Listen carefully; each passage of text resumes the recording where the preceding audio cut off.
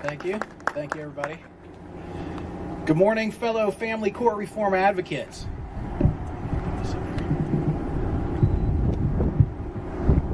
All right, let's start that again. It's another beautiful sunny day at our Capitol. Thank you all for coming out today.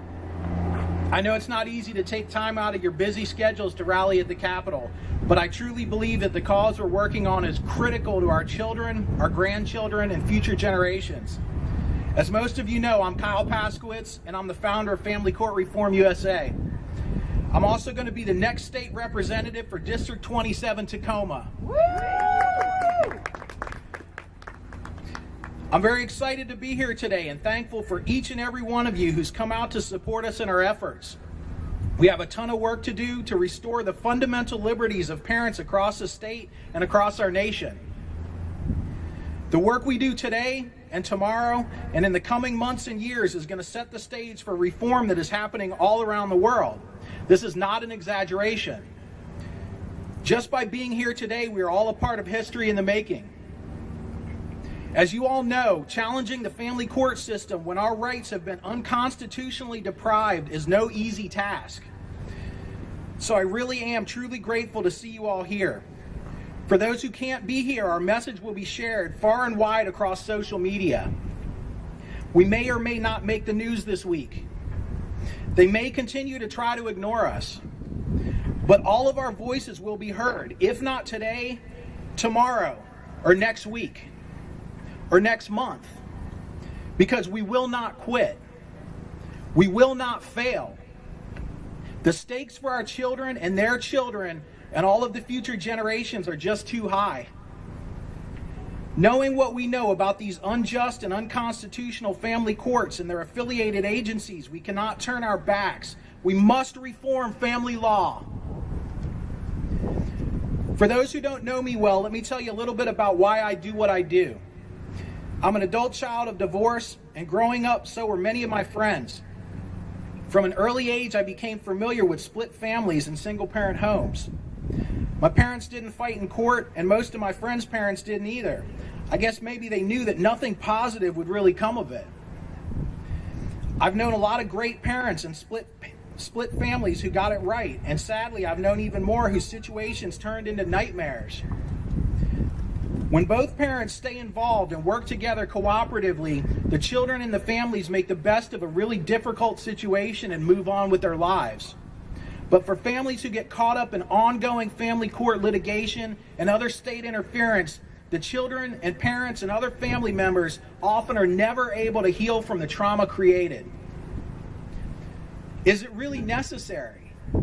Divorce is never easy, nor is being a single parent. And I have the utmost respect for those who truly have to take on parenting alone by no choice of their own. That has to be incredibly hard. But social scientists, psychologists, child development experts, and regular parents around the world figured out a long time ago that kids simply do better when they have the love and support of both parents. It's been confirmed by countless studies and international experts. It's even taught in the parenting classes that the state of Washington requires divorcing parents to take.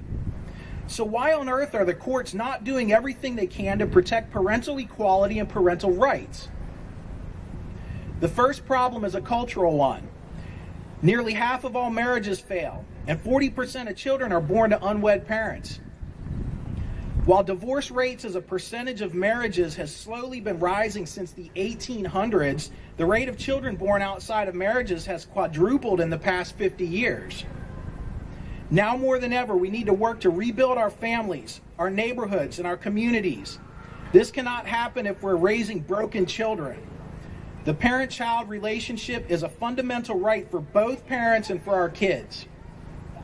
There's absolutely undeniable evidence that single-parent homes are a contributing factor to nearly every social problem we're suffering from today.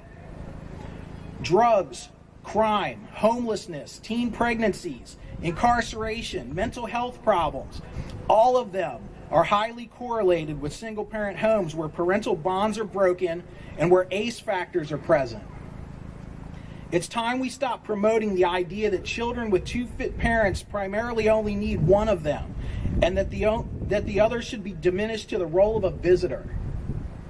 It's flat out wrong, and it's hurting our kids. The expectation should be that when two people have a child together, that they both have equal rights and responsibilities for that child. The second problem is a financial one. Our for-profit justice system is influenced by the flow of money in all sorts of ways.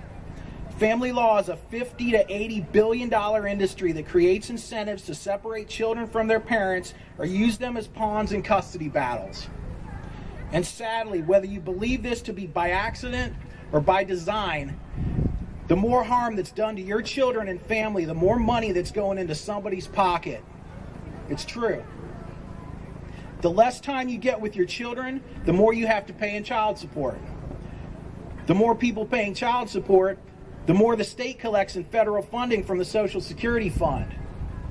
The more unhappy the outcome of your divorce is, the more you have to go back to court and pay attorneys to resolve it. Or pay therapists later when your kid is all messed up. Where are the incentives to raise happy, healthy kids and families that share rights and responsibilities equally? There aren't any. The only incentive is the best interest of your children, and clearly our court system doesn't care about that.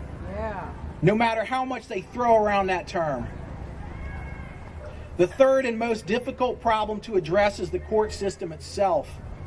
Courts of equity are not courts of law, and that's why your constitutional rights are routinely ignored. That's why you won't be given representation by a lawyer. That's why you'll be presumed guilty until proven innocent if accused of a crime. That's why you won't be afforded a jury before the courts will deprive you of your fundamental right to parenthood, despite numerous U.S. Supreme Court precedents declaring the rights of fit parents as fundamental liberty interests. I could go on all day about the injustices of family courts, but we have a long list of folks behind me waiting to speak and share their stories and make their voices heard.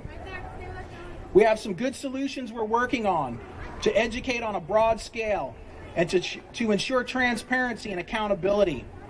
We have an incredible amount of knowledge here today and a large and growing base of support. We have 3 candidates for state office present, all who understand very well what kinds of problems need to be addressed in our family courts. So I ask that you give all of us your support and join us on our mission. Thank you again, everyone, for being here today, for your support over the past several years with Family Court Reform USA, and for your continued support of my candidacy for state representative of the 27th District. Let's take back Tacoma and reform family law. Woo!